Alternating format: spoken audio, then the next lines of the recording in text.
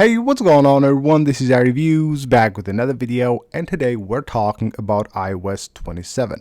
We have some really interesting news regarding this update, and of course the news comes from our very trusted source, Mark Gurman, who is always spot on with everything that he has to say about future iOS updates. And we have some really interesting news about iOS 27, about the changes and the features and what's coming and what's actually not coming to this update. So in this video we're going to talk all about that, and of course we have a lot to talk about, and also we'll talk about the possible release dates for the beta, the public beta, and the final release of iOS 27. Now before we get into all that, I just want to ask you guys for a really quick favor. Most of you guys that watch my videos are currently not subscribed to the channel, so if you enjoy the videos and you want to see more of them, please make sure you hit the subscribe button. It really helps the channel a lot. Now, first of all, we're talking about what's not changing. And what's not changing is liquid glass.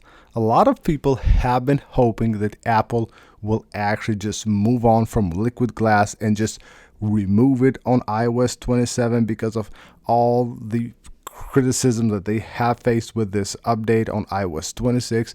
Well, it's not happening. And according to Mark Gurman, he says, love it or hate it, liquid glass isn't going anywhere anytime soon. Apple's new design leadership was the driving force behind it. There's refinement, but not replacement coming. So Apple is looking to refine iOS 27 and the new liquid glass design. And that's something that is really good. I remember back when we had iOS 7 released, it was a big change, but a lot of things actually looked like they were unfinished.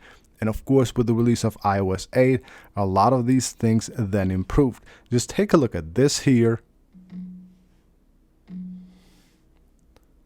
So you can see right here, this is an old post like from 2014, before and after iOS 8.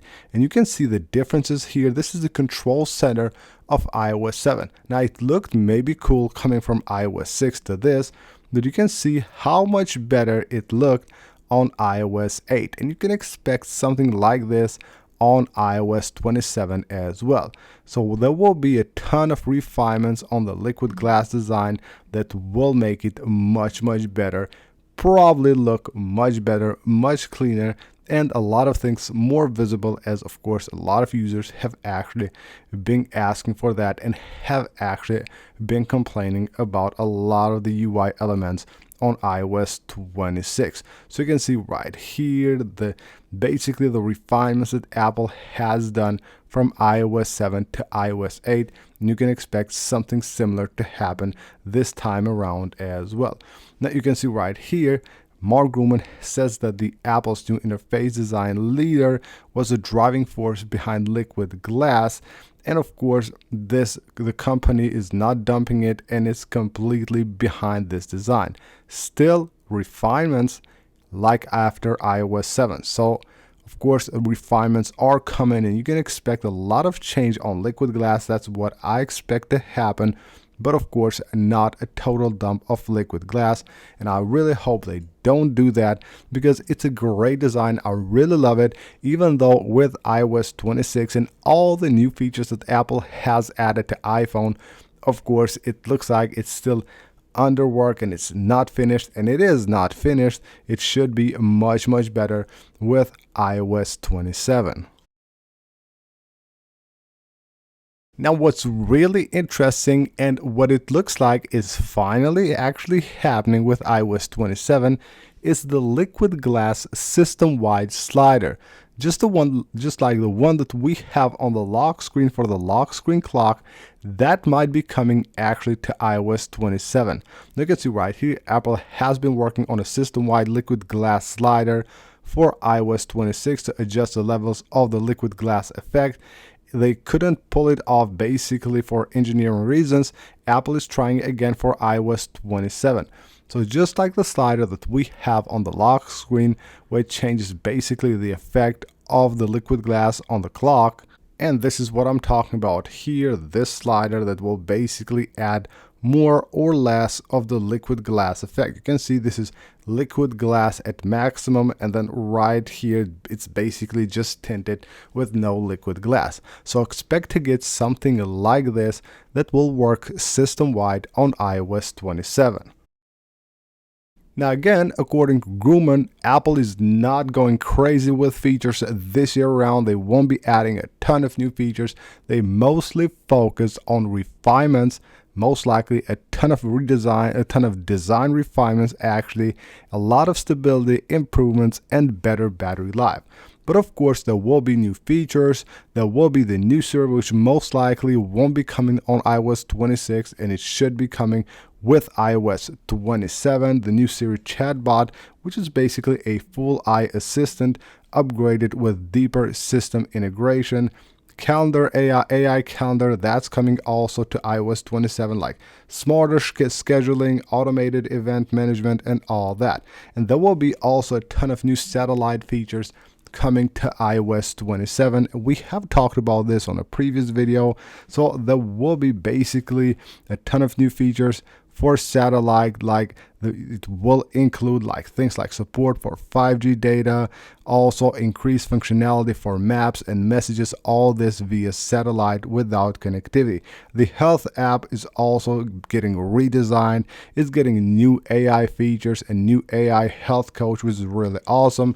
And there will be other features as well that we have talked about, like the features for the AirPods, basically precise outdoor location for AirPods, and also a new validation system for iCloud login. So there will be, of course, a ton of other new features, but not a lot, just like on iOS 26. Now, when you hear these news that they won't go crazy on features, don't expect to get an update that won't have any features at all. We get a ton of features with point update, let alone with an update like iOS 27.